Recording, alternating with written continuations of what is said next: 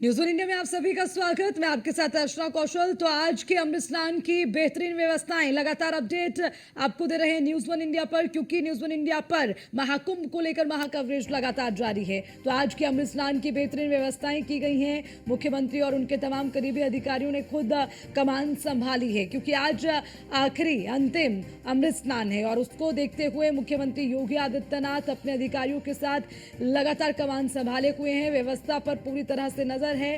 व्यवस्था पर पिछले कई दिनों से समीक्षा करते हुए हमने मुख्यमंत्री को देखा।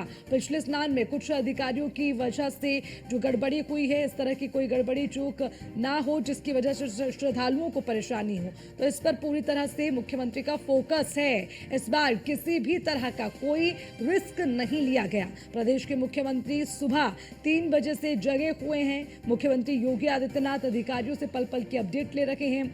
और वहीं कुंभ के इतिहास में इससे पहले ऐसा कभी नहीं हुआ कि खुद प्रदेश के मुख्यमंत्री सुबह 3 बजे से जगकर एक एक अपडेट अपने अधिकारियों से ले रखे हैं, उन्हें निर्देश भी दे रहे हैं और मॉनिटरिंग भी की जा रही है। मुख्यमंत्री योगी आदित्यनाथ के साथ उनके तमाम अधिकारी मौजूद हैं, लगातार डटे हुए हैं। महाकुंभ को लेकर पल पल का अपडेट लिया जा रहा है और कोशिश यही है कि अंतिम अमृत स्नान है तो ये सही तरीके से, बेहतरीन तरीके से, शांतिपूर्ण तरीके से हो जाए, ना तो साधु संतों को परेशानी हो और ना ही वहां पर पहुंचे हुए श्रद्धालुओं को किसी भी तरह से परेशानी होनी चाहिए। तो इस पर पूरा फोकस मुख्यमंत्री योगी आदित्यनाथ का है कि व्यवस्था दुरुस्त होनी चाहिए, किसी की भी लापरवाही यहां पर बर्दाश्त नहीं की जाएगी। इसीलिए लगातार कड़े निर्देश मुख्यमंत्री की ओर से लगातार दिए जा रहे हैं। अधिकारियों से लगातार संपर्क में मुख्यमंत्री हैं, पल पल का अपडेट उनसे ले रखे हैं, मॉनिटरिंग कर रहे हैं, निर्देश दे रहे हैं। कहीं पर भी कोई भी जो व्यवस्था है उसमें कमी और खामी ना रहे,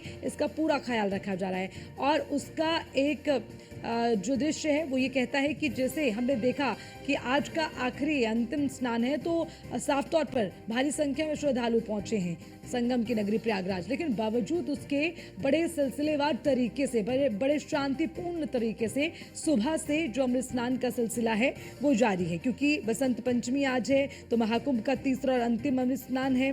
हाथों में हमने देखा कि कैसे सुबह से ही तलवार, गदा, डमरू, शंख लिए हुए जो साधु संत हैं वो अपने अखाड़ों के साथ निकलते हुए नजर आए हैं। देखिए, और एक अलग तस्वीर नजर आती है कि किस तरह से नागा साधु जब स्नान के लिए निकलते हैं उससे पहले पूरी तरह से तैयार होकर निकलते हैं। शरीर पर भभूत रमाए हुए, आंखों पर काला चश्मा पहने हुए, घोड़ों और रथ की सवारी करते हुए, हर हर महादेव के जय घोष करते हुए साधु संत स्नान के लिए संगम पर पहुंचे।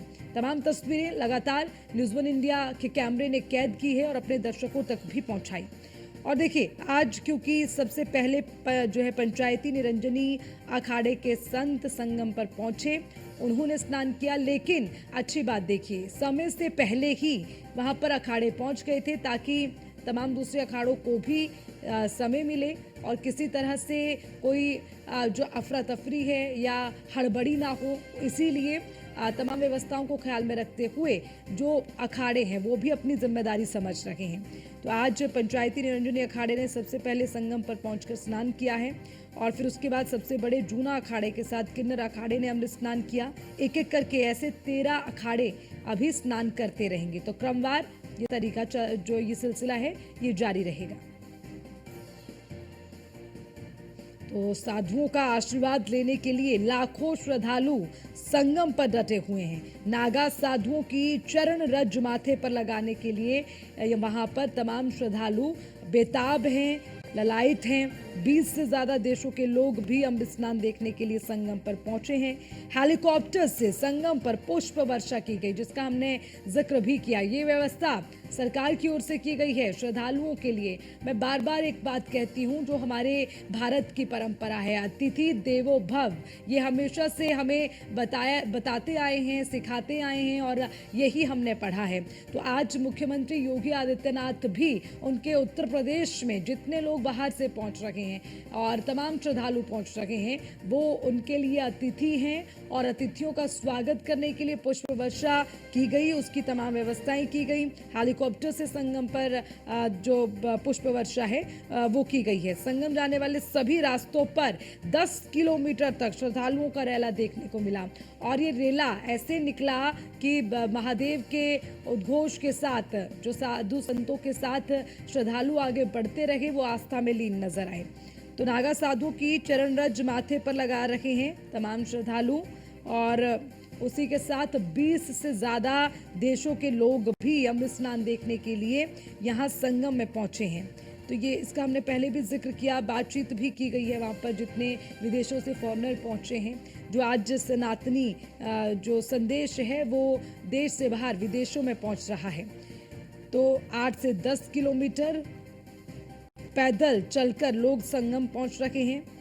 भीड़ को देखते हुए लेटे हुए हनुमान मंदिर की अगर बात करें तो वहां पर भी श्रद्धालु दर्शन के लिए जाते हैं, लेकिन फिलहाल वहां पर जो श्रद्धालु हैं उन्हें थोड़ा सा इंतजार करना होगा